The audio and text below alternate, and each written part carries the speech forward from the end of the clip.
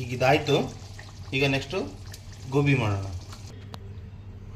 ಇದು ಒಂದು 4 ಜನಕ್ಕೆ ಆಗಷ್ಟು ಮಾಡಿ ಇಟ್ಕೊಂಡಿದ್ದೀನಿ, ಕಟ್ ಮಾಡಿದ್ದು. ಇದರಲ್ಲಿ ನಾವೀಗ ಇದಕ್ಕೆ ಬೇಕಾಗಿರೋ ಜಾಸ್ತಿ ಮೈದಾ ಹಿಟ್ಟು,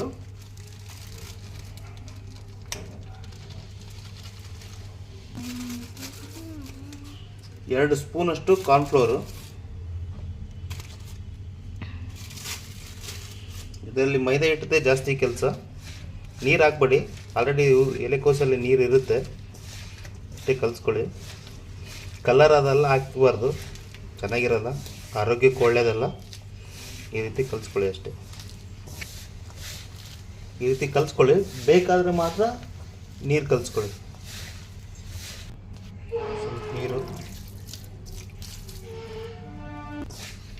ನೀರು ಸ್ವಲ್ಪ ಹಾಕ್ಕೊಳ್ಳಿ, ಜಾಸ್ತಿ ಬೇಕಾಗಲ್ಲ.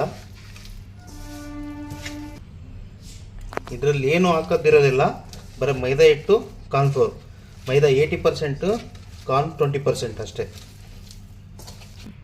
ಈ ರೀತಿ ಬರಬೇಕು, ಈ ರೀತಿ ಆಗಬೇಕು ನೋಡ್ಕೊಳ್ಳಿ. ಈಗ ಇದನ್ನು ಫ್ರೈ ಮಾಡ್ಕೊಳ್ಳೋಣ, ಡೀಪ್ ಫ್ರೈ ಮಾಡಬೇಕು. ಫ್ರೀಡಮ್ ಸನ್ಫ್ಲವರ್ ಆಯಿಲ್ ಯೂಸ್ ಮಾಡ್ತಾ ಇದ್ದೀನಿ ಡೀಪ್ ಫ್ರೈ ಮಾಡೋಕ್ಕೆ.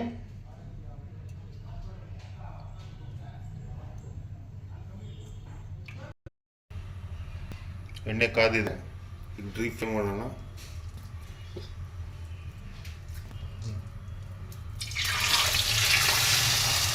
ಚಿಕ್ಕ ಚಿಕ್ಕದಾಗಿ ಉಂಡೆ ಮಾಡ್ಕೊಂಡ್ಬಿಡಿ.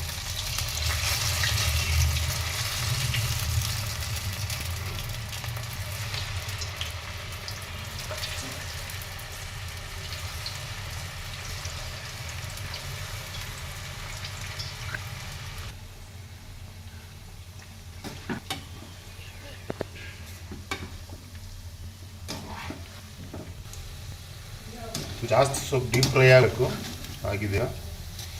ಹೋಟ್ಲಲ್ಲಿ ಕಲರ್ ಹಾಕಾರಲ್ಲ, ಅದಕ್ಕೆ ಕಲರ್ ಚೆನ್ನಾಗಿರುತ್ತೆ. ಸ್ವಲ್ಪ ಇದು ಡ್ರೈ ಹಂಗೆ ಕಾಣಿಸುತ್ತೆ ನಿಮಗೆ.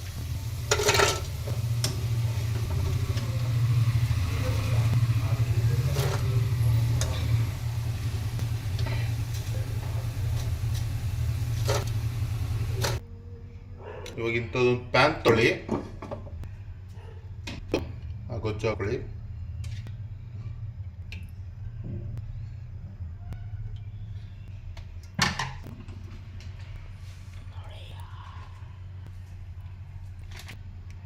ಶುಂಠಿ ಬೆಳ್ಳುಳ್ಳಿ paste, green chilli sauce,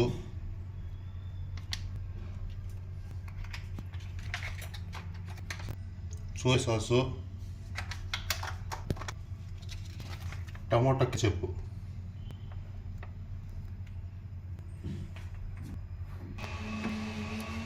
mix ಮಾಡ್ಕೊಳ್ಳಿ.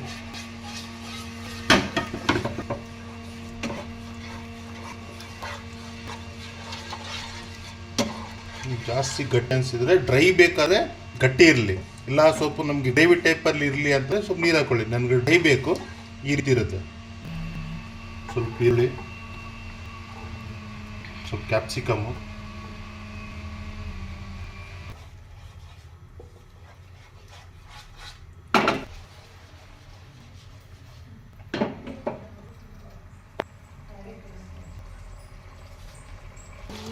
ನೋಡಿ ಕಾದಿದೆ. ಈಗ ಇದರಲ್ಲಿ ಫ್ರೈ ಮಾಡ್ಕೊಂಡಿಟ್ಟು ಗೋಬಿ,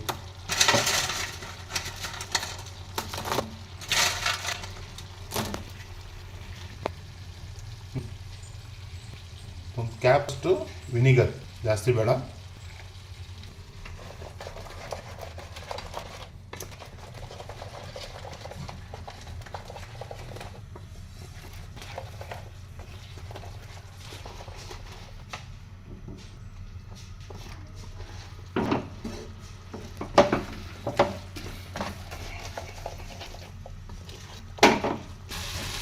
ಎಲ್ಲ ರೀತಿಯ ಅಡುಗೆಗೆ ಶ್ರೀಹರಿ ಕ್ಯಾಟ್ರಿಂಗ್ಸ್ ಕಾಂಟ್ಯಾಕ್ಟ್ ಮಾಡಿ. ಡಿಸ್ಕ್ರಿಪ್ಷನಲ್ಲಿ ನಂಬರ್ ಇರುತ್ತೆ, ಚೆಕ್ ಮಾಡ್ಕೊಳ್ಳಿ. ನೋಡಿ, ಇದು ರೋಸ್ಟ್ ಇದೆ, ನೀವು ಬೇಕಾದ್ರೆ ಗ್ರೇವಿ ಮಾಡ್ಕೊಳ್ಳಿ, ನನಗೆ ಬೇಕಾಗಿಲ್ಲ, ರೋಸ್ಟ್ ಮಾಡಿದ್ದೀನಿ.